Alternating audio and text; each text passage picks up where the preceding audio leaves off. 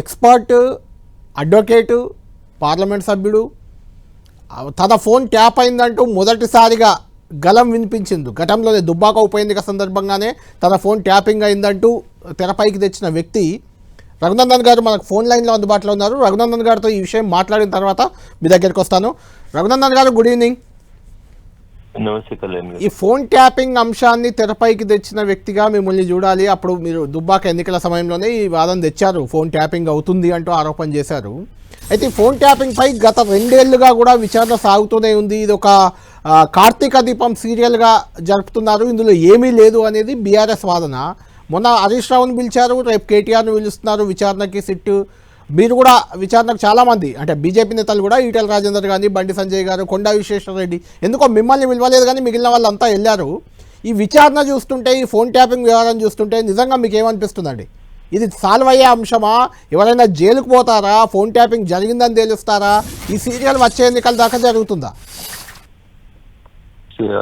ప్యానెల్లో ఉన్న మిగతా ఇద్దరు మిత్రులకు కూడా నమస్కారం. నన్ను కూడా పిలిచిర్రు కళ్యాణ్ గారు. నేను యశోద హాస్పిటల్లో అడ్మిట్ అయ్యి నా కాలుకి ఏదో చిన్న సర్జరీ అయినప్పుడు హాస్పిటల్కి వచ్చిన స్టేట్మెంట్స్ వీటన్ని రికార్డ్ చేసుకుని పోయినారు పోలీస్ వాళ్ళు. సో నా రిక్వెస్ట్ ఏంటంటే, ఇది పార్టీలకు సంబంధించినటువంటి అంశంగా చూడకుండా దీన్ని వ్యక్తుల వ్యక్తిగత జీవితం లోపలికి ఇంకొకరు చొరబడి చేస్తున్నటువంటి ఒక తప్పుగా చూస్తే బాగుంటుండే. ఇది కాంగ్రెస్ టీఆర్ఎస్ పార్టీలు నువ్వు ఇంత తిట్టు నేను ఇంత తిట్టు అన్నట్టు నేను చాలా రోజుల నుంచి ఇదే మాట చెప్తా ఉన్నా. కోడలు దిద్దిన సంసారం, అత్త దిద్దిన సంసారం, ఇట్లా రోజు తెలుగు సీరియల్ వచ్చినట్టు దీన్ని సీరియల్ లాగా నడపకండి. ఇన్వెస్టిగేషన్ పూర్తి చేయండి. దోషులు ఎవరైనా ఉంటే వాళ్ళని శిక్షించండి. మీతో అయితలేదు ఇన్వెస్టిగేషన్, చేయలేకపోతున్నాం, దీంట్లో టెక్నికల్ అంశాలు ఎక్కువ ఉన్నాయి, దాన్ని ఏం చేద్దాం అనేది ఒకసారి పబ్లిక్ డొమైన్ లోపల చర్చ పెట్టుర్రు, లేదా అఖిలపక్షం బిల్లుంది, దానికి ఒక సొల్యూషన్ ఫైండ్ అవుట్ చేయండి. కళ్యాణ్ గారు ఎంత బాధ అనిపిస్తుంది అంటే, సిట్ 1 అని ఒక సిట్ వేసింది కాంగ్రెస్ ప్రభుత్వం అధికారంలోకి వచ్చినాక. వాళ్ళు నమ్మినటువంటి అధికారులతో వాళ్ళు వేసినారు. సిట్ 1 వాళ్ళు సరిగా చేస్తలేరని సిట్ 2 వేస్తారా ఎవరన్నా కళ్యాణ్ గారు? మళ్ళీ ఇంకొద్ది రోజులు ఆపిన తర్వాత మళ్ళీ సిట్ 3 వేస్తారా? ఇట్లుంటుందా ఇన్వెస్టిగేషన్ అని? ఉండదు. ఒకటి రఘునందన్ గారు మీకు గుర్తుండే ఉంటుంది, కాళేశ్వరం కమిషన్ విచారణ జరిపి దాన్ని సిబిఐకి ఇచ్చే ముందు రేవంత్ రెడ్డి గారు అసెంబ్లీలో ఒక మాట అన్నారు, ఇక్కడ మేము ఏ చర్యలు తీసుకున్నా, ఏ యాక్షన్ తీసుకున్నా అది రాజకీయ కక్ష సాధింపు అంటారు, ఏదో కావాలని ఇరికిచ్చామంటారు కాబట్టి కేంద్రానికి ఇస్తున్నామని. మరి ఫోన్ ట్యాపింగ్లో కూడా ఇప్పుడు అదే ఆరోపణలు వస్తున్నాయి కదా మరి? నేనేమంటున్నా, ఒక్క నిమిషం రాజకీయాలను పక్కన పెట్టి దీన్ని మనుషుల గురించి మాట్లాడదాం. రఘునందన్ రావు దుబ్బాక ఉప ఎన్నికప్పుడు ఆరోపిస్తే సరే, అప్పుడు టీఆర్ఎస్ అంటే నచ్చలేదో లేదా టీఆర్ఎస్ అధికారంలో ఉందో ఆరోపించినామని అనుకుందాం ఒక నిమిషానికి. సరే, ఇప్పుడు కవిత గారు బయటకు వచ్చిన తర్వాత కవిత గారు ఏమంటున్నారు, ఇంటి అల్లుని ఫోన్ కూడా ట్యాప్ చేస్తారా, మీకు సిగ్గుందా అని బూతులు మాట్లాడుతా ఉంది చెల్లె. అంటే దీన్ని బట్టి ఏం అర్థమవుతుంది మీకు? వి ప్రకాష్ గారితో ఎవరిదో నిన్న మొన్న ఎక్కడో చూశాను కళ్యాణ్ గారు, హరీష్కి ఎవరన్నా ఫోన్ చేస్తే నా ఫోన్లు ట్యాప్ అవుతున్నాయి, నాతో పాటు మీరు కూడా పోతారు కాబట్టి నాకు ఫోన్ చేయొద్దు, నా దగ్గరికి ఎవరు రావద్దని హరీష్ గారు కొంతకాలం ఎవరిని రానియలేదు అని చెప్పారు అని చూసినాం.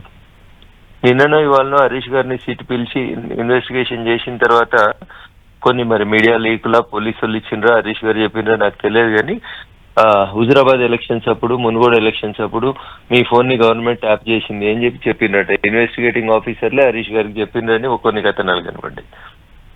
మీకు రాజకీయ అవసరాలు ఉన్నప్పుడు ఒకరినొకరిని తిట్టుకోవడానికి దీన్ని వాడుకోవద్దని దయచేసి నేను ప్రస్తుత ప్రభుత్వానికి అప్పీల్ చేస్తా ఉన్నా. నిజంగా నిజాయితీగా ప్రతిపక్షంలో ఉన్నప్పుడు నేను ఇచ్చిన కంప్లైంట్ కానీ నేనైతే డేట్లతో సహా, ఫోన్ నెంబర్లతో సహా జరిగిన సంఘటనలు, ఆ రోజు నా టెలిఫోన్ కన్వర్షన్ ఏంది అనేది కూడా నేను వాళ్ళకి చాలా స్పష్టంగా చెప్పిన పోలీస్ మిత్రులకి.